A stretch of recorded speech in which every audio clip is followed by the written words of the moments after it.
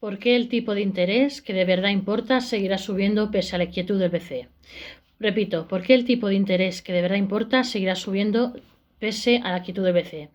La desinflación en la zona euro provocará una subida automática de los tipos reales. Los tipos de interés reales son los que afectan a las decisiones de consumo e inversión, y los agentes con activos financieros netos más activos que pasivos son los ganadores. El Banco Central Europeo ha puesto freno a las subidas de tipos de interés por primera vez desde julio de 2022. Los miembros del Consejo de Gobierno probablemente creen que el trabajo ya está prácticamente hecho y ahora ha llegado el momento de activar el modo wait and see, mirar y esperar. ¿Por qué no sigue subiendo los tipos el BCE si la inflación está todavía muy por encima del 2%?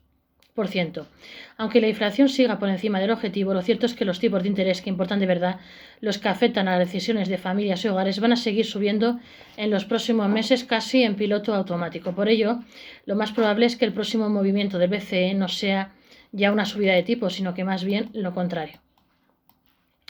Los tipos nominales y los reales. Aunque los medios de comunicación, en las promociones de los bancos o en las charlas con colegas, lo normal es hablar de los tipos de interés nominales, el interés que te da un depósito, el que te cobran por pedir una hipoteca o los que sube o baja el BCE en cada reunión, lo cierto es que a esos tipos son solo una parte de la realidad. Por ejemplo, imaginen un escenario que su banco les ofrece un depósito a un año al 5% anual. Usted, como ciudadano europeo, pensaría que es una gran oportunidad para invertir buena parte de sus ahorros. Sin embargo, un argentino ni siquiera prestaría atención a ese depósito. ¿Por qué esta diferencia? La clave está en la inflación y, por tanto, en los tipos de interés reales. El tipo de interés nominal menos la inflación. De una forma llana, esos 5% nominal sería un interés real positivo en la eurozona, con una inflación del 4,3% e incentivaría el ahorro. Merece la pena meter el dinero en el depósito y ganar poder adquisitivo, mientras que en Argentina, con la inflación por encima del 100%, ese depósito tendría un tipo de interés real muy negativo, por lo que los argentinos, ya sean hogares o empresas, buscarían otras opciones para perder el menor poder adquisitivo posible. Estas opciones pasan en muchas ocasiones por gastar el dinero lo antes posible para que no pierda valor en bienes y servicios, echando más leña al fuego de la inflación. De igual forma ocurre con una hipoteca fija al 5%. Si la inflación es del 100% o más, unos tipos de interés reales muy negativos como en Argentina, en unos pocos años la hipoteca se habrá pagado prácticamente sola, puesto que el principal no será parte en términos reales de lo que era el día que se concedió el préstamo. De modo que si los tipos reales son muy negativos, los agentes se verán tentados a pedir prestado.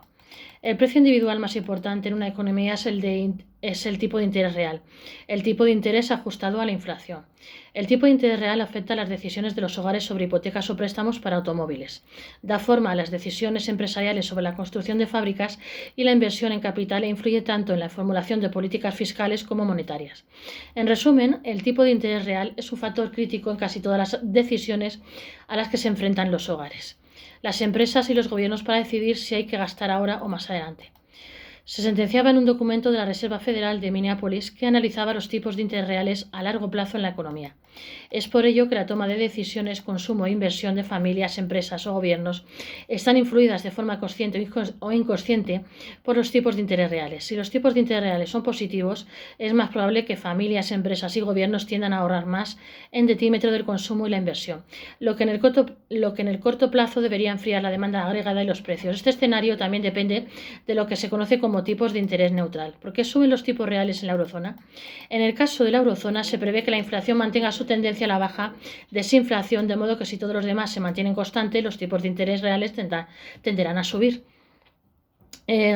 Haciendo alusión a este fenómeno en su último, y aseguramos que los tipos de interés reales seguirán subiendo en la eurozona, aunque el BCE deje los tipos de interés nominales en el 4%, tasa de depósito actual. La política monetaria mantendrá su endurecimiento de forma automática. Así, si el BCE mantiene su política monetaria y la inflación continúa por la senda bajista, el ahorro será cada vez más atractivo, mientras que la inversión será cada vez más costosa y difícil de rentabilizar. La política monetaria del BCE tendrá un impacto cada vez mayor en la economía y permitiría al Banco Central, en un escenario hipotético, incluso comenzar a reducir los tipos aunque la inflación no haya alcanzado el 2%. El BCE puede considerar llegado el momento que los tipos de interés reales son excesivamente altos para que su objetivo de inflación de medio plazo sea sostenible. ¿Cómo impacta esto en la economía? Como señala en un documento publicado por Recientemente, en el caso concreto de España, habrá que ver cómo reaccionan los agentes, puesto que no puede olvidarse que los factores de comportamiento son importantes en este contexto. Al menos 2 generaciones incorporadas al mercado de trabajo no han conocido tipos de interés reales positivos y han pagado intereses muy reducidos por sus préstamos. La anomalía en este sentido no sería, por tanto, el nivel alcanzado por el precio del dinero, sino el corto espacio de tiempo en que se ha producido. Más allá de enfriar la demanda, también tienen efectos redistributivos dentro de la sociedad. Explicamos que el aumento de los tipos de intereses reales en la zona del euro esencialmente desencadena efectos redistributivos, distribución del ingreso en beneficio de los agentes económicos con activos financieros netos positivos y a expensas de los agentes económicos endeudados. Por otro lado, los agentes financieros endeudados en la eurozona son los gobiernos, son el agente más endeudado en países como España, empresas y hogares que tienen más deudas que activos. Esto afecta especialmente a los hogares jóvenes, mientras que los agentes financieros con activos financieros netos positivos son los hogares ricos y de mayor edad. Los efectos redistributivos del aumento de los tipos de interés reales explican su impacto negativo en las finanzas públicas, las empresas y el sector inmobiliario o residencial. De este modo, unos tipos de interés reales positivos generan el entorno soñado por aquellos ahorradores que tienen una buena cantidad de su patrimonio en activos financieros, patrimonio financiero netamente positivo que guardan cierta relación positiva con los tipos de interés nominales como pueden ser los depósitos. Después de años de represión financiera, los ahorradores podrían estar cerca de recibir un balón de oxígeno.